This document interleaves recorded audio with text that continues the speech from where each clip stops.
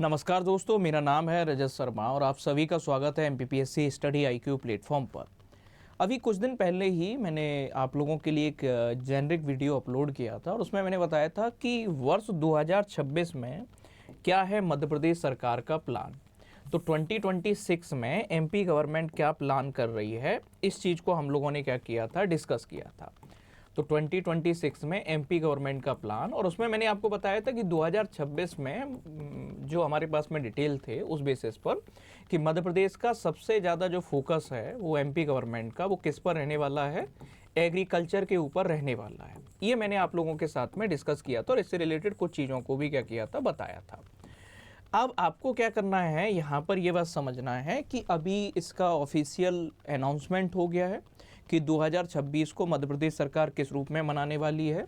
तो आप देख रहे होगी कि वर्ष 2026 को मध्य प्रदेश सरकार कृषि कल्याण वर्ष के रूप में क्या कर रही है, मना रही है। ये देखोगे आप कि मोहन यादव जी मध्य प्रदेश के मुख्यमंत्री, उन्होंने क्या किया है कि रविवार को कृषक कल्याण वर्ष 2026 का भव्य शुभारंभ किया।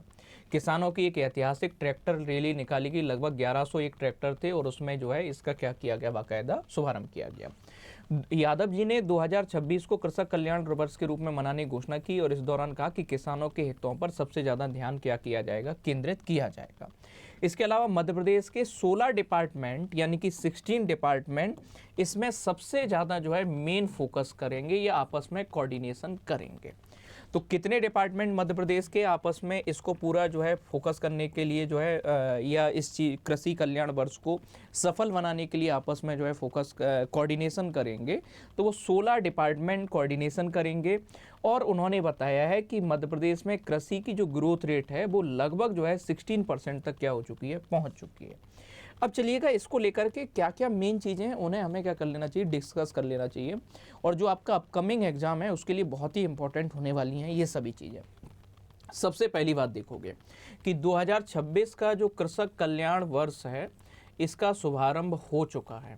और कब हुआ है, जनवरी 2026 को, जनवरी 2026 में इसका क्या हो गया है, शुभारंभ हो गया है। और कितनी तारीख का हुआ है, 11 जनवरी को, 11 जनवरी को।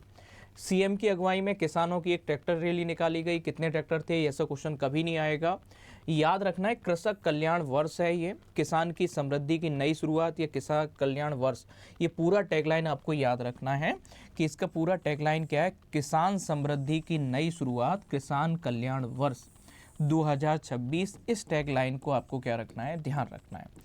इसके अलावा अन्नदाता के सम्मान और सशक्तिकरण को ये पूरा समर्पित किया गया है। किसानों की खुशहाली पर सबसे ज़्यादा बल देने की बात कही गई है। तो कृषक कल्याण वर्ष का शुभारंभ कब किया गया है, 11 जनवरी 2026 को। इसका पूरा आपको टैग याद रखना है कि किसान समृद्धि की नई शुरुआत, किसान कल्याण वर्ष। इसको क्या रखोगे आप, पूरा का पूरा याद रखोगे। अब एक फैक्ट आपको कुछ याद रखना है कि ऐसा कृषक कल्याण वर्ष मनाने वाला देश का पहला राज्य कौन सा है, मध्य प्रदेश है। प्रदेश में लगातार जो है एमपी में जो क्रॉपिंग एरिया है वो लगातार बढ़ता चला जा रहा है। इसके अलावा आप देखोगे कि कहीं ना कहीं किसान करेंगे सूरज की खेती। अब कभी आपसे क्वेश्चन पूछा जाए कि सूरज की खेती का मतलब क्या है, तो सूरज की खेती का सिंपल सा मतलब ये है कि सोलर प्लांट को खेत में क्या किया जाएगा, कोई भी किसान इस्टेब्लिश करवा सकता है। और सोलर प्लांट यानी कि सोलर एनर्जी का क्या होगा, जनरेशन होगा। और सोलर एनर्जी यानी कि सौर ऊर्जा की जो है कहीं ना कहीं जनरेशन होगा। और ये सौर ऊर्जा किससे संबंधित है, अक्षय ऊर्जा या रिन्यूएबल एनर्जी से संबंधित है, ये बात याद रखना है। हर किसान के पास होगा सोलर पंप, ये आप देखोगे। भावांतर को लागू करने वाला मध्य प्रदेश देश में बन गया है अग्रणी राज्य। तो आप देखोगे कि खास तौर पे भारत सरकार के द्वारा एक योजना चलाई जा रही है और उस योजना का नाम है पीएम आशा। तो पीएम आशा नाम की एक योजना भारत सरकार के द्वारा चलाई जा रही है पूरे देश के स्तर पर। और पीएम आशा का फुल फॉर्म याद रखना है कि अन्नदाता आय संरक्षण अभियान। इस प्रधानमंत्री अन्नदाता आय संरक्षण अभियान को शुरू किया गया था 2018 में। और पीडीएस की जो आपकी एमएसपी की जो कमियां हैं, मिनिमम सपोर्ट प्राइस की जो कमियां हैं, उन कमियों को दूर करने के लिए पीएम आशा योजना को शुरू किया गया था। ये पीएम आशा योजना के 3 कंपोनेंट हैं। एक है price deficiency procurement scheme, PDPS, इसके अलावा private procurement stockist scheme PPS, और इसके अलावा हमें क्या देखोगे कि कहीं ना कहीं जो है प्राइस सपोर्ट स्कीम, तो PSS। ये 3 कंपोनेंट हैं। इसमें जो PDPS है ये मध्य प्रदेश से इसका क्या किया गया है, मॉडल लिया गया है कि जो भावांतर भुगतान योजना है जिसे मध्य प्रदेश सरकार के द्वारा 2017 में सागर की खुरई तहसील से क्या किया गया था, शुरू किया गया था। तो ये आप अगर आपने मान लीजिएगा मंडी में अपना अनाज बेचने गए और जैसे मान लीजिएगा गेहूं की MSP का भाव चल रहा है 2200 रुपये अभी, और अगर मान लीजिएगा मंडी में आपका 2000 रुपये पर क्विंटल में गेहूं बिका है, तो 200 रुपये का जो आपको नुकसान हुआ है भावांतर भुगतान योजना में वो आपको क्या किया जाता है, दिया जाता है। ऐसे ही केंद्र सरकार ने इसी की तर्ज पर PDPS क्या किया था, लॉन्च किया। तो भावांतर को लागू करने वाला मध्य प्रदेश देश में अग्रणी राज्य है। इसके अलावा नेचुरल फार्मिंग को भी प्रमोट किया जा रहा है हमारे प्रदेश के अंतर्गत। इसके अलावा जो 16 डिपार्टमेंट या मिनिस्ट्रीज हैं इन सबको आपस में क्या किया जा रहा है, इस कृषि कल्याण वर्ष को सफल बनाने के लिए कोऑर्डिनेशन किया जा रहा है। नदियों को आपस में जोड़ने के लिए प्लान बनाए जा रहे हैं। आपने देखा होगा कैन बेतवा रिवर लिंक परियोजना के बारे में पढ़ते हो। दुग्ध के उत्पादन में नई पहचान हो रही है, भावांतर हो गया प्रदेश में हर क्षेत्र में किसान को उद्योगपति बनाने की, तो कृषि को उद्योग का दर्जा देने की बात की जा रही है। ऐसा करने वाला पहला राज्य महाराष्ट्र है। 30 लाख किसानों को 3 साल में सोलर पंप अवेलेबल कराए जाएंगे। पहली बार सोलर सम्मेलन का भी क्या किया जाएगा, आयोजन किया जाएगा। ये सब बातें इसके अंतर्गत की गई हैं। अब एक चीज़ याद रखना है कि कृषक कल्याण वर्ष 2026 के अंतर्गत मध्य प्रदेश सरकार के द्वारा एक बाकायदा कैलेंडर को जारी किया गया है। इसमें बताया गया है कि हम जनवरी में क्या आयोजन करेंगे, फरवरी में क्या होगा। तो जनवरी के मंथ में जबलपुर में कृषि आधारित कौशल विकास और स्तरीय किसान सम्मेलन, मैं लास्ट सेशन में भी बता चुका हूँ। गुलाब उद्यान भोपाल में राष्ट्र स्तरीय गुलाब महोत्सव का आयोजन भोपाल में किया जाएगा, और ग्वालियर में विजय राजे सिंधिया एग्रीकल्चर यूनिवर्सिटी में कृषि मंथन का आयोजन किया जाएगा।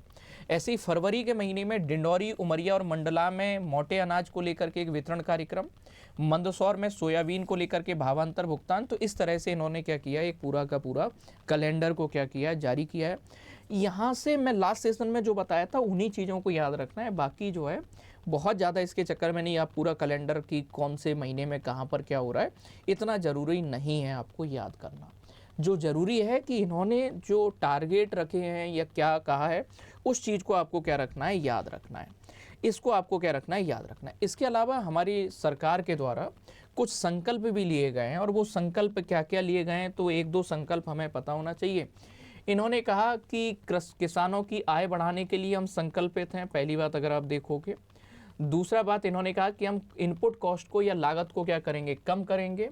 और जो मध्य प्रदेश सरकार ने जो 10 संकल्प लिए हैं वो 10 संकल्पों में से कृषि भी एक प्रमुख संकल्प हमें देखने को मिलता है। इसके अलावा पर ड्रॉप मोर क्रॉप 2.0 वर्जन क्या किया जाएगा, लॉन्च किया जाएगा। सॉइल हेल्थ कार्ड वो हमें देखने को मिलेगा। तो ये कुछ चीज़ें हमें देखने को मिलेंगी, उससे ज़्यादा आपको याद नहीं रखना है। बाकी जो मैंने आपको बताया मेन चीज़ क्या याद रखोगे कि इस वर्ष किस रूप में मनाया जा रहा है, कृषि कल्याण वर्ष के रूप में। कृषि कल्याण वर्ष को औपचारिक रूप से शुरू कब किया गया, 11 जनवरी 2026 से। देश का पहला ऐसा राज्य जिसने ऐसा कृषि कल्याण वर्ष का शुभारंभ किया है। इसकी पूरा थीम क्या रखी गई है, किसान समृद्धि की नई शुरुआत, कृषि किसान कल्याण वर्ष। इसको क्या रखना है, आपको ध्यान रखना है। इसके लिए कितने विभाग या मंत्रालय आपस में समन्वय करेंगे, 16 विभाग और मंत्रालय आपस में क्या करेंगे, समन्वय करेंगे। इसको भी याद रखना। सूरज की खेती किससे संबंधित है, अगर ऐसा प्रश्न पूछा जाए तो सोलर प्लांट या सोलर एनर्जी से रिलेटेड है। ये सीधा सीधा आपको क्या है, समझ में आ रहा है। इसके अलावा 1-2 फैक्ट और है कि भावांतर को लागू करने के मामले में मध्य प्रदेश सबसे अग्रणी बन गया है। किसान को उद्योगपति बनाने की बात की जा रही है, या सभी किसानों को सोलर पंप देने की बात की जा रही है। ऐसी बातें हमें देखने को मिलेंगी, इनको आपको क्या रखना है, याद रखना है। बाकी अगर आप सिविल सर्विस की तैयारी कर रहे हैं प्रॉपर तरीके से, या MPPSC की तैयारी कर रहे हैं, तो हमारे टेलीग्राम चैनल से क्या हो सकते हैं, कनेक्ट हो सकते हैं। सर्च करना है रजत शर्मा सर, और इससे आप क्या हो सकते हैं, कनेक्ट हो सकते हैं।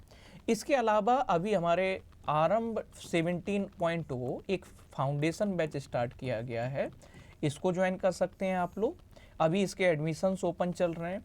या अगर आप प्रीलिम्स को डेडिकेटेड एक कोर्स चाहते हैं तो एक प्रीलिम्स फाउंडेशन कोर्स भी शुरू किया गया है।